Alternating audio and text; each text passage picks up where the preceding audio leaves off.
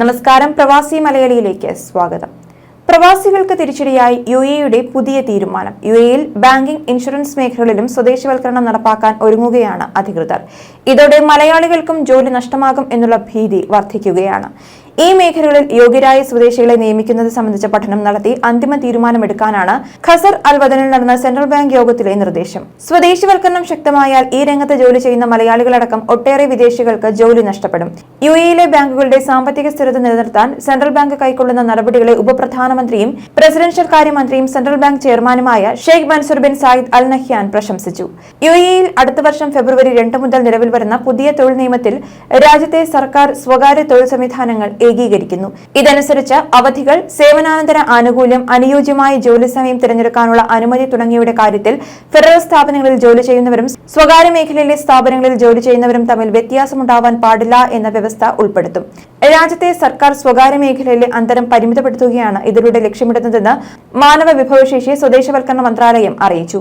ഇതുകൂടാതെ സർക്കാർ സ്വകാര്യ മേഖലാ വ്യവസ്ഥകളിലെ വിവേചനം ഇല്ലാതാകുന്നതോടെ കൂടുതൽ സ്വദേശികൾ സ്വകാര്യ മേഖലയിലേക്ക് കടന്നുവരാൻ തയ്യാറാകുമെന്നാണ് മറ്റൊരു നേട്ടം. നിലവിൽ സർക്കാർ, അർദ്ധ സർക്കാർ സ്ഥാപനങ്ങളിലാണ് കൂടുതൽ സ്വദേശികൾ ജോലി ചെയ്യുന്നത്. പുതിയ നിയമം വരുന്നതോടെ അടുത്ത 5 വർഷത്തിനകം സ്വകാര്യ മേഖലയിൽ 75,000 സ്വദേശികൾ എത്തുമെന്നാണ് പ്രതീക്ഷിക്കുന്നത്. നിലവിലെ രാജ്യത്തെ തൊഴിൽ നിയമത്തിൽ 40 ഭേദഗതികൾ വരുത്തിക്കൊണ്ടാണ് പുതിയ തൊഴിൽ നിയമം UAE president Sheikh Khalifa bin Zayed Al Nahyan പ്രഖ്യാപിച്ചിരിക്കുന്നത്. അതേസമയം ഗൾഫ്, സൗദി അറേബ്യയിൽ സ്വകാര്യ സ്ഥാപനങ്ങളിലെ സ്വദേശിവൽക്കരണത്തിന്റെ തോത് 45.33% വരെയാക്കി ഉയർത്തിയിട്ടുണ്ട്. നിലവിലിത് 35.15%. പരിഷ്കരിച്ച സൗദിവൽക്കരണ പദ്ധതി 3 വർഷത്തിനകം നടപ്പാക്കും. നിയമം പാലിക്കാത്ത സ്ഥാപനങ്ങളെ തരം താഴ്ത്തുമെന്നും അധികൃതർ അറിയിച്ചു.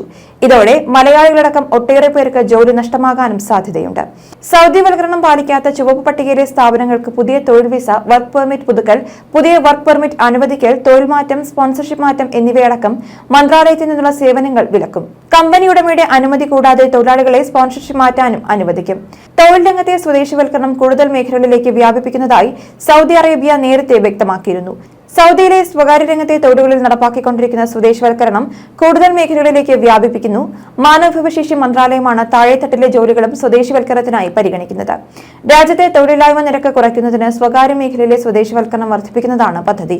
മാനവവിഭവശേഷി സാമൂഹ്യ വികസന മന്ത്രാലയമാണ് ഇതിനുള്ള നീക്കം ആരംഭിച്ചത്. നിലവിൽ സ്വദേശിവൽക്കരണം നടപ്പിലാക്കിയ തസ്തികകളുടെ അനുബന്ധ മേഖലകളിൽ കൂടി സ്വദേശിവൽക്കരണം നടപ്പിലാക്കും. ഇതിന്റെ ഭാഗമായി സ്വദേശി തൊഴിലന്വേഷകർക്ക് പ്രത്യേക തൊഴിൽ പരിശീലനം ഉണ്ടാകും. തൊഴിൽ വിപണിയുടെ ആവശ്യകതയ്ക്കനുസരിച്ച് ഉദ്യോഗാർത്ഥികളെ വാർത്തെടുക്കുകയാണ് ലക്ഷ്യം. സൗദിക്ക് പിന്നാലെ കുവൈറ്റും ഒമാനും സ്വദേശിവൽക്കരണം ശക്തമാക്കുകയാണ്. ന്യൂസ് ഡെസ്ക്, പ്രവാസി മലയാളി.